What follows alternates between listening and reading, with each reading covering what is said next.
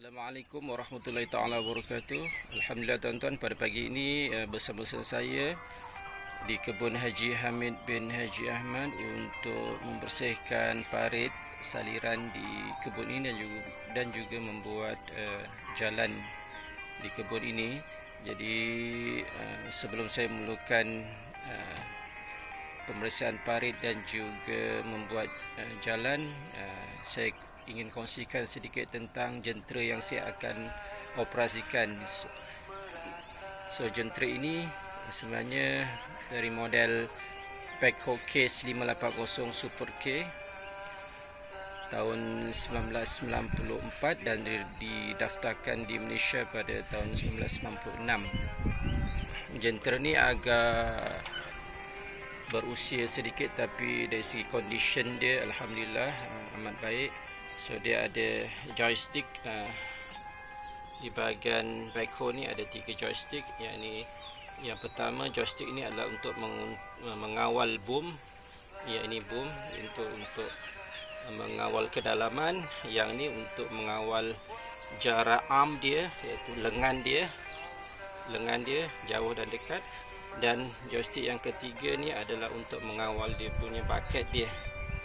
Manakala yang warna merah ni tuan-tuan, yang sebelah kanan adalah untuk mengawal outrigger atau kaki backhoe, dan yang kedua sebelah kiri sekali ni adalah untuk mengawal kaki di bahagian kiri, dan ini untuk mengawal kaki di bahagian kanan tuan-tuan.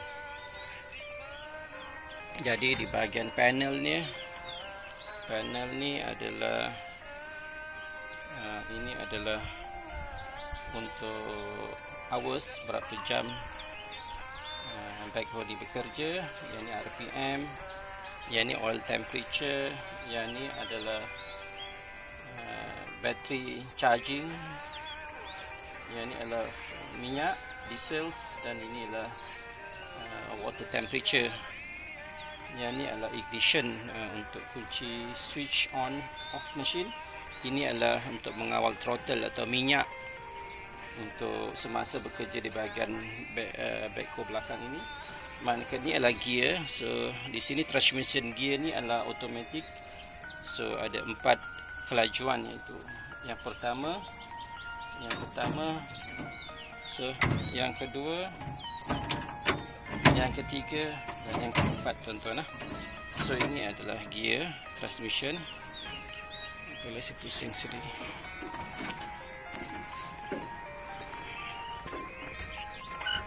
So ini adalah dia punya cross control, iaitu untuk bergerak ke depan selepas kita masukkan gear. So kita tolak ke depan, so dia akan bergerak ke depan, dan kita tolak ke belakang, dia akan bergerak ke belakang backhoe ni. So seterusnya adalah ini adalah signal indicator, tapi dah rosak dah. So ini adalah dia punya handbrake dia. So di sini adalah dia punya joystick dia untuk mengawal bahagian loader di bahagian hadapan. Loader tuan-tuan, di bahagian loader di bahagian depan, loader dia. So joystick ni kita tarik ke belakang, so dia akan bergerak ke atas loader dia, dan tolak ke depan, dia akan bergerak ke bawah loader dia sebelah kiri. So dia akan tilt, sengit ataupun menyondongkan dia punya loader ke bahagian bawah untuk menuang, dan tolak ke sebelah kanan.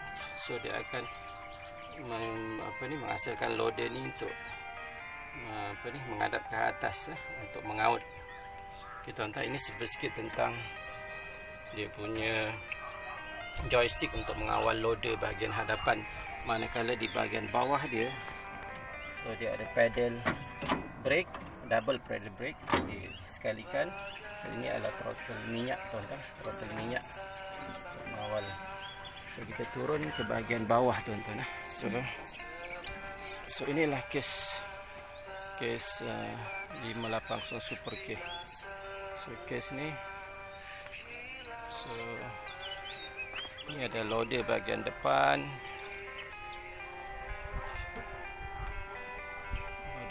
depan. So ini semua penting tuan-tuan lah. Sebelum kita nak mulakan kerja, kita kena bagi grease, bagi untuk melincirkan dia punya setiap joint. Ini adalah dia punya hydraulic cylinder, ini shaft dia.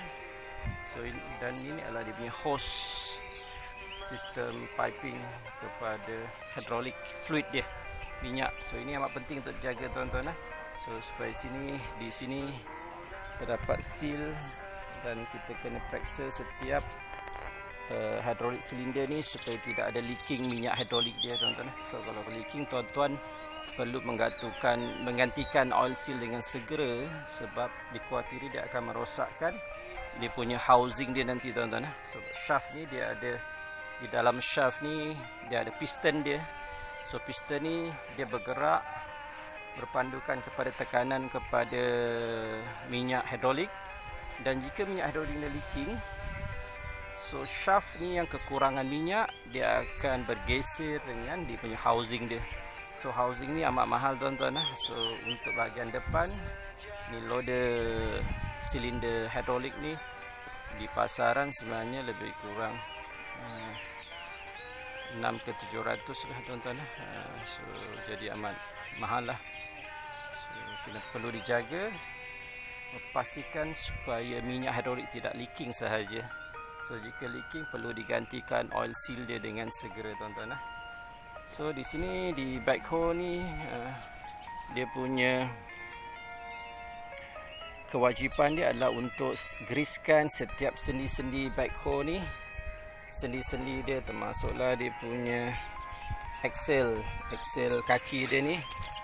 Kaki ni dengan grease setiap 3 hari ataupun sekerap yang mungkin. Jika tuan-tuan grease dengan kerap, insya-Allah dia akan menjaga sendi-sendi backhoe ni dan tidak mudah rosak lah dan patah. So di sini yang pusat juga, tuan-tuan perlu memeriksa tuan-tuan punya level hidrolik, minyak hidrolik dia. Paling kurang pun separuh dari di dalam cermin ni, separuh tuan-tuan lah. So jangan kurang daripada separuh ni. So jika kurang, automatik menyebabkan kekurangan minyak kepada sistem piping dia dan sistem hidrolik silinder ni.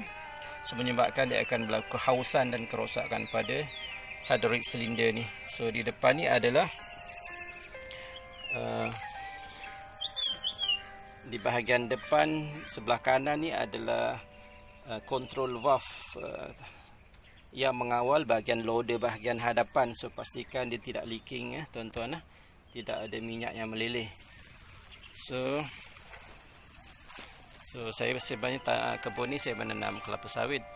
Sebahagian dia lebih kurang 2 ekar kelapa sawit, 1 ekar durian, dan di celah-celah dia saya menanam tanaman kontan seperti pisang, nenas dan juga sayur-sayuran tuan-tuan. So ini bahagian belakang loader. So inilah dia punya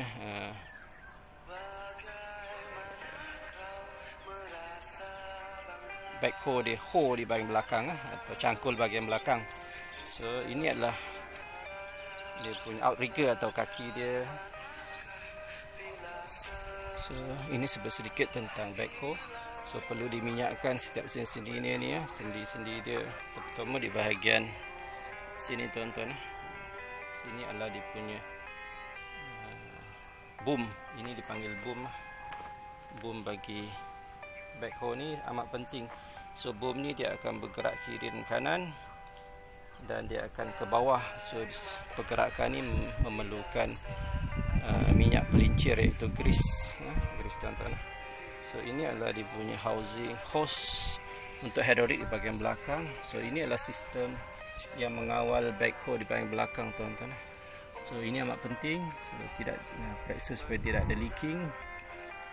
So backhoe ni. So ini sedikit tentang backhoe yang saya operasikan pada hari ini. So insya-Allah dengan sedikit tips bagaimana untuk mengoperasikan backhoe di peringkat awal tu, mendapat semoga tuan-tuan dapat ilmu daripada posting ini. Dan selepas ini saya akan meneruskan dengan kerja membersihkan parit di kebun ini dan juga membuat jalan di sini. Jadi sebelum itu saya nak tunjukkan bagaimana keadaan parit yang belum diselenggara, tuan-tuan. So parit yang belum diselenggara, so semak sikit-sikit. Sebenarnya parit ni sebelum ni telah diselenggara, tetapi sekian lama dibiarkan, so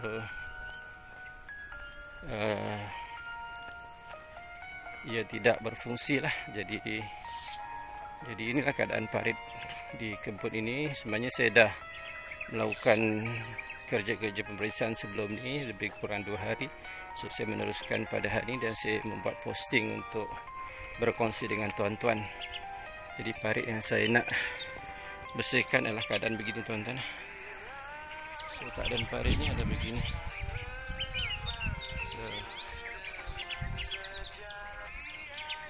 So tak nampak apa-apa, tuan-tuan. So nanti insya-Allah selepas